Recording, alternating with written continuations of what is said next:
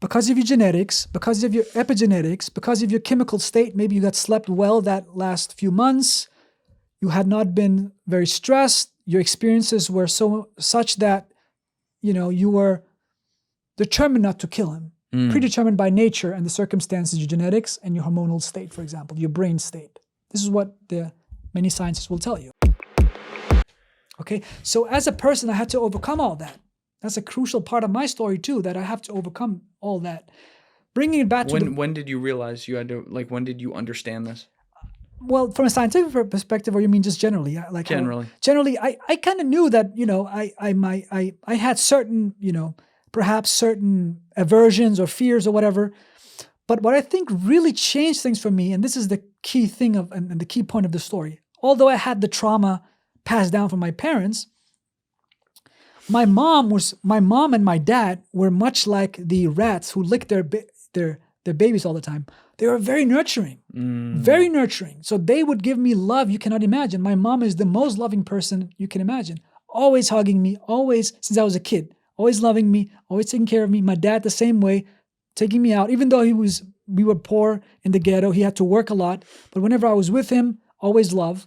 And so I think that sort of rebalanced the whole thing. So the epigenetic clock got shifted a bit. And all the times that I could have gone and this guy, he beat me up in the ghetto, I could have gone there and beat him up. I had a knife. I could have stabbed him. I didn't. Something stopped me. What was that? Well, God, of course, I believe in that, but it was also the voice of my parents, the love that I experienced, the empathy in me that said, look, don't do that. You'll destroy your life. You'll destroy your parents' life. So I think that's the way to think about it. On the science point, another point, a baby's brain is about the synapses. There are about 50% more synapses in a baby's brain. Do you know that? Yes, I have read that before. That's very interesting. I actually thought it was higher. It's very interesting. So the brain of a baby is hyper-connected. There's all these connections. And the more you get stimulated as a child, and stimulated not only emotionally, nurtured, but also intellectually stimulated, and really your parents take you out and play with you and all that, you will keep a lot of these connections. Yes. And you will shave away the bad ones. You'll remove the bad ones. And for me, that was the case. I kept a lot of my connections because of my parents would play with me, my mom. We didn't have toys, and we didn't have things like actual things I could play with, but they would very imaginative and fantasy and take me out. And she would use her scarf and use it as a Zorro thing when we were for the, we had to dress up for school. Mm-hmm. We didn't have the Zorro thing, mask and all that. So we'd just wear her scarf and I would have fun. And that was my life. And I think, and my parents, I have to give thanks to them. So you simultaneously have a self-awareness of the epigenetic trauma genes that exist within your family. Yes. Whether or not your parents consciously understood that or not, they took direct actions to help cushion that blow to a point that it affects you less because of that. Great point. In a way. Yeah. But it does make me think, man, we see there's a lot of wars going on around the world right now. True. There are, and it's war is hell, and it's fought among civilians, and you have men, women, and children who, particularly the children, they're being raised in these fires right now. Yeah.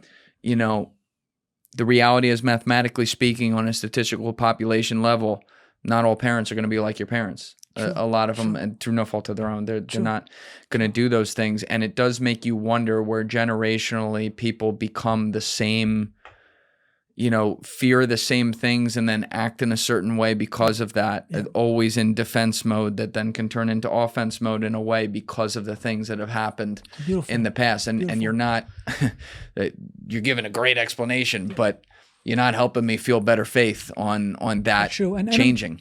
True, that's true. But let's talk about free will for a second. So do we have free will, right? So I went out to that guy. He had stolen my jacket. He had taken my jacket, stolen it. I took a knife. I wanted to go stab him, right? That's the scenario. Right. Let's say. I was about 14. It wasn't like yesterday. I was 13 years old. What kind? Pocket knife? Swiss Army? Let's say something like that, right? Okay. I didn't do it. Why? Because my parents' voice came into my head, say, don't do that. Even though the guy humiliated you, he stole your things, he's been this and that, don't do anything like that. I stopped.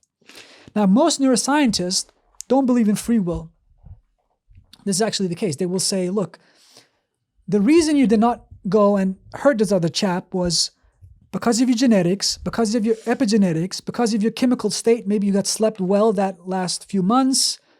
You had not been very stressed. Your experiences were such that, you were determined not to kill him. Predetermined by nature and the circumstances, your genetics and your hormonal state, for example, your brain state. This is what many scientists will tell you. And they will use an experiment called the Libet experiment. It's an interesting experiment. It goes something like this. Well, I think 40 years ago, it was a classical experiment in neuroscience.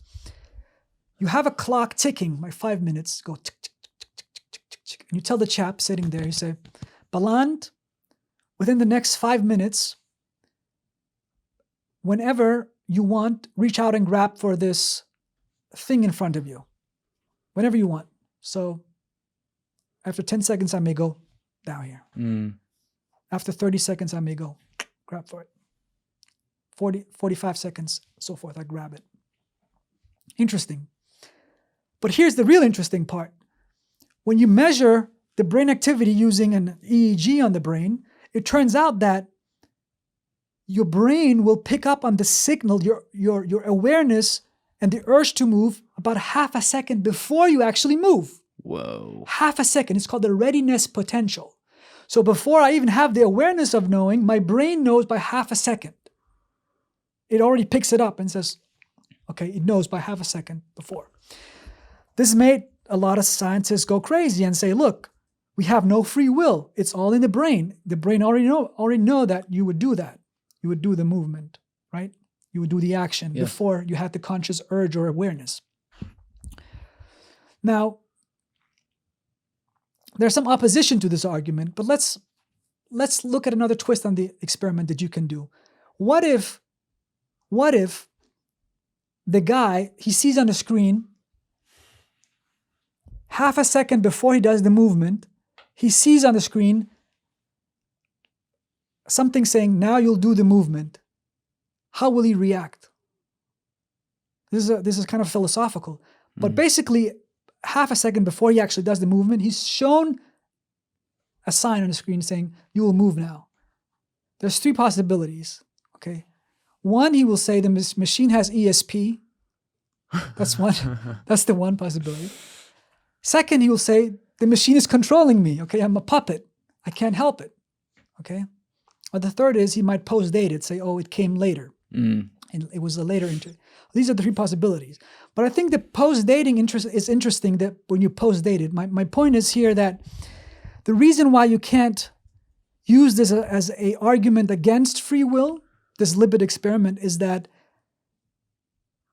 the whole time space, or the whole time and continuity and sense of time in the brain is it's smeared a bit. It's not that pure. And the time it takes for the brain to pick it up compared to when you actually do the movement, it's not that fine and clear cut. So I think that's one of the arguments against that the argument that this shows we have no free will.